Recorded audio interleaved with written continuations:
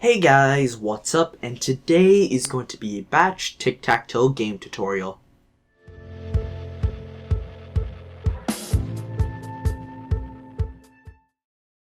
Now, I didn't see many batch Tic Tac Toe game tutorials on YouTube, so I decided to do one.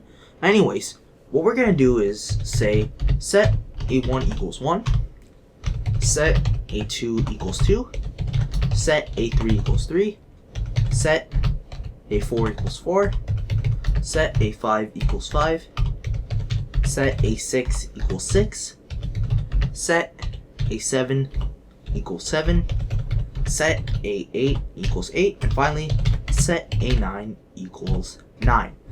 Now each one of these variables corresponds to an individual square on the tic-tac-toe board. So in this case, a1 to the first square, a2 to the second square, and so on. Now what we're also going to do here is just say set s1 equals a, set s2 equals a, set s3 equals a, set s4 equals a, set s5 equals a, set s6 equals a, set s7 equals a, set s8 equals a, and finally set s9 equals a.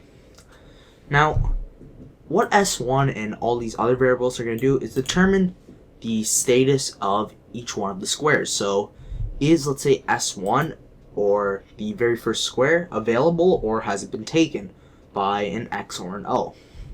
Now, what we're also going to do here is just say set attack equals 0. So this variable is going to be the random attack stat, or the choosing of what square to take based off a random slice or snippet of code. Then set cycle equals 0. This one I'll explain a little bit later on in the tutorial.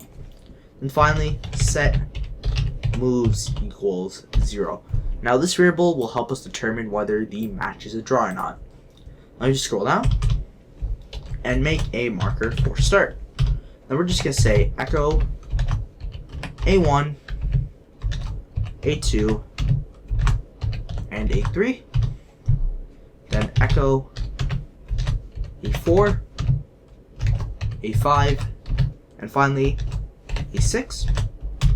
Then on our third line, we're just going to say echo a7, a8, and finally a9. And I'll just add a pause and just save that to show you how our board's going to look. So as you can see, this is how our board's going to look. And let me just get rid of that pause and just say echo enter a number.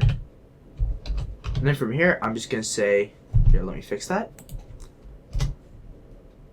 Now from here, I'm just going to say set/p input equals, let me fix that there again. Set/p input equals if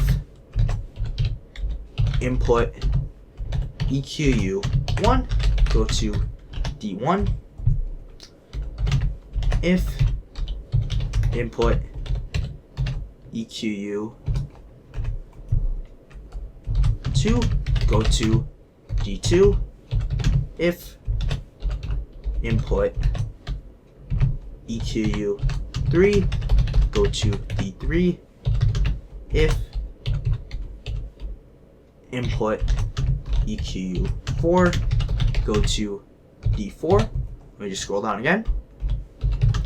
If input EQU5 go to D5, if input EQU6 go to D6, if input EQ7 go to D7, if input EQ8 go to D8, and finally if input EQ9 go to D9, and just say go to start just in case the user presses something else other than those 9 numbers. And now, to showcase how this works, let me just make a marker for D1. And from here, I'm just going to say if S1 EQU N go to start. Now, if you may remember, we obviously have the status variable for each one of our squares. So N means that square is occupied. So if S1 or A1 or the first square, whatever you want to call it, has been occupied, just go back to start. Then from there, I'm just going to say set A1 to equal X. Then just say set S1 to equal N. Then I'm just going to say set slash A moves equals moves plus 1. Now, the moves variable is going to help us determine if the match is a draw or not. Then from there, I'm just going to say go to check. Now, this is the same sort of code we're going to be using for D2, D3, D4, D5, D6, D7, and D8, along with D9. So I'm just going to skip to the part where I'm done that. Okay guys, now that I'm back, we're going to make the marker for check. And now what the purpose of check here is to just check if the user's move was a winning move or not. So let me just give you a little bit of an example of how the code will work. So I'm just going to say if A1 plus A2 plus A3 EQU or equals X plus X plus X go to win.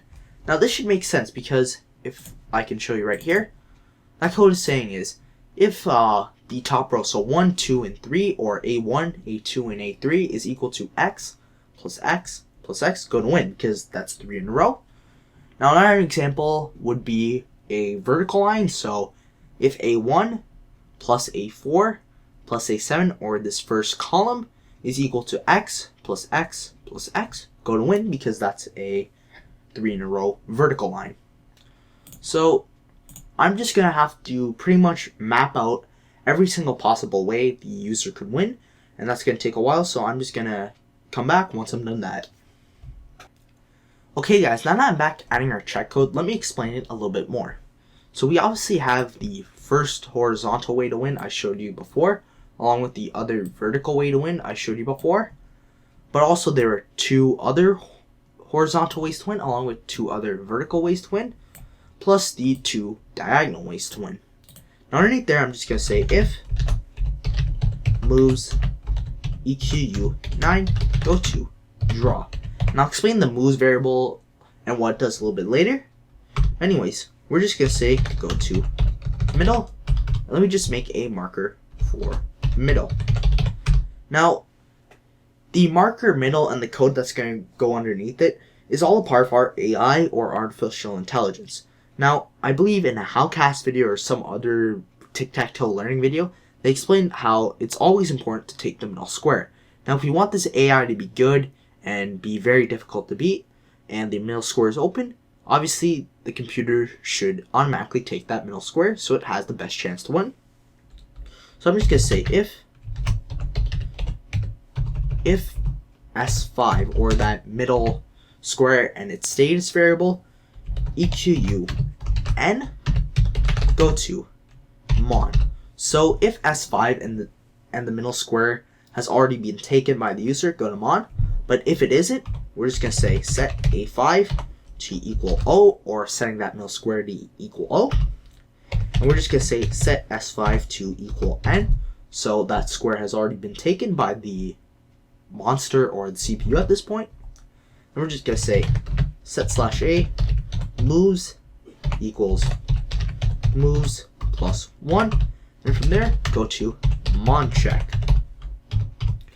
Now, assuming that that middle square was already been taken by the user, we obviously have to make a marker for Mon. So, if moves gek or greater than or equivalent to 1, go to offense. And if moves EQU 9, go to draw. Now let me make that offense marker real quick.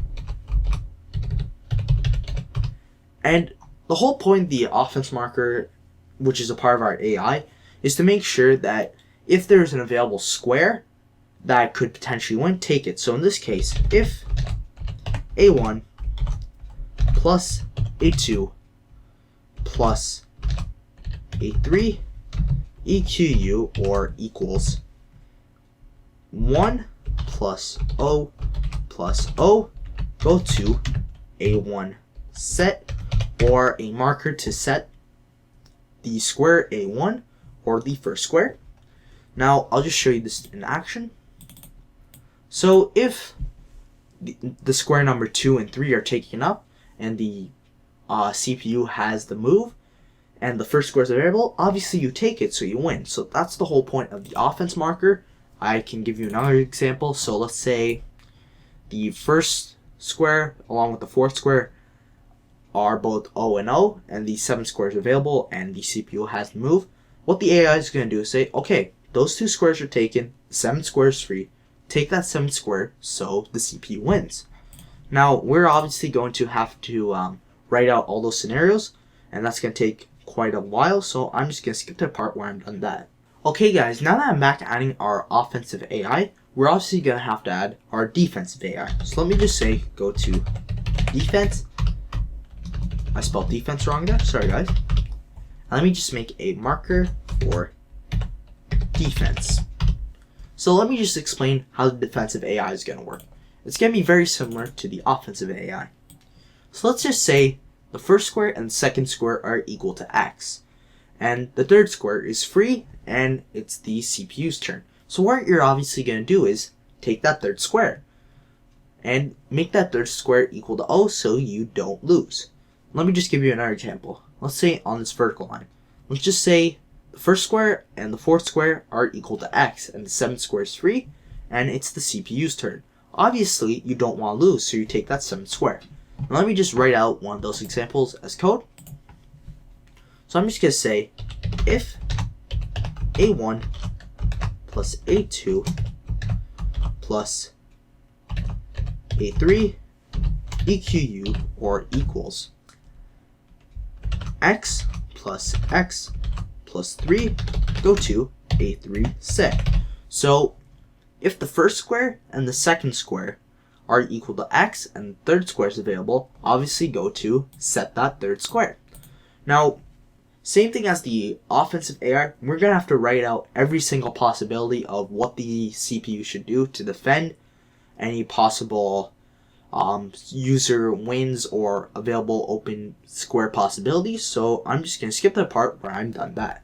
Okay guys, now that I'm back adding our defensive AI, we have to almost have an else statement. So assuming that all of this is false and so it's the second move of the match or game, we're going to have something to fall back on.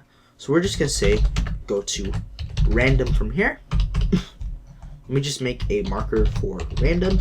And what we're just going to say is set/a attack equals random star 9/32768 plus 1. So a random range from 1 to 9. And from there we're just going to say set/a cycle equals cycle plus 1. And right after that I'm just going to say if cycle left 1 or less than and equivalent to 1, go to random. Now let me explain the cycle variable a bit more.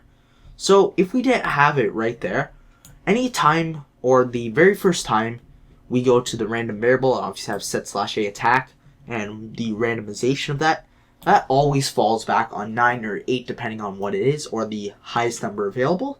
And the problem with that isn't really random. Now granted, after the second turn of going to random, it randomizes it, but we don't want it to be predictable. So what we're just saying here is, after this is executed, set the cycle to cycle plus 1. And if it is its first go of the cycle, so if it's the first time we've reached random, go back to random so the random thing works, or the random byte of or bit of code works. Then underneath that, I'm just going to say if attack EQU1, go to A1 set, if attack EQU2, go to A2 set, if attack EQU3, go to A3 set, if attack EQU4, go to A4 set, if attack EQU5, go to A5 set, if attack EQU6, go to A6 set, if attack EQU7, go to A7 set, if attack, here let me just add that space there, if attack EQ8, go to A8 set, and finally if attack EQ9, go to A9 set, and finally, just assuming all else fails, just go to random from there.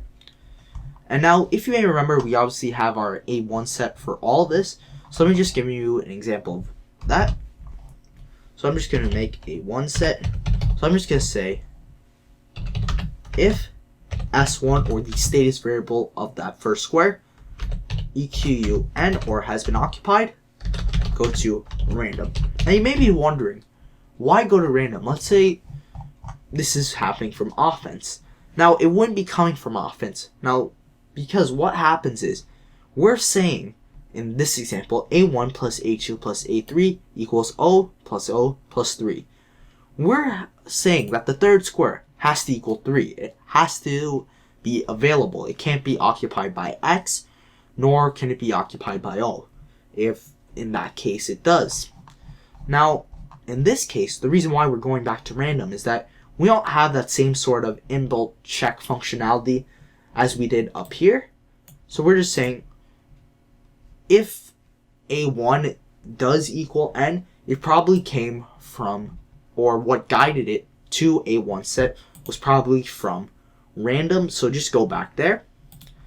And very similar to what we did for D1, we just say set A1 equals O, set S1 equals N, set /A moves equals moves plus 1, and then go to Mon Shack. Now we have to do this for A2 set to A9 set, so that's going to take a while, so I'm just going to skip the part where I'm done that. Okay guys, now that I'm back, we're obviously going to have to make the marker Mon Shack. So the purpose of Mon Shack is going to be almost the exact same as check. So right after the CPU or monster makes its move, we just have to make sure that it was or wasn't a winning move. So we can just practically just copy check right here and just change it to O plus O plus O and go to lose if we honestly want to. But I'll just explain Mon Shack a little bit more. So let me just open this again. So let's just say 1 is equal to O and 2 is equal to O. And the CPU took 3 and that's equal to O. So A1 plus A2 plus A3 equals O plus O plus O. That's obviously 3 in a row. Go to loss. So let me just write that out in code again. So if A1 plus A2 plus A3 EQU or equals O plus O plus O, go to lose. So if that top row is essentially equal to O plus O plus O, or is a 3 in a row for the top row, go to lose. Now we have to map out all the possible ways you could lose, so I'm just going to skip the part where I'm done that. Okay guys, now I'm back adding our Mon Shack code. Let me just add this little bit of code right here underneath that. So if moves EQU9, go to draw. So now I'll explain the moves variable and the draw system. So there are 9 squares on the board, so 9 moves have to be made. And what can happen there is that we're just making sure that each move after it's been done isn't either a winning move for either side or B, a losing move. So we're just making sure after every move that it isn't a winning move or losing move. And after that, if this move counter is equal to 9, we're just saying go to draw because all the squares have been taken and nobody has won or lost. So that's how the move system works. Let me just close that. And underneath that, I'm just going to say go to start. And now we obviously have to make our markers for win, lose, and draw.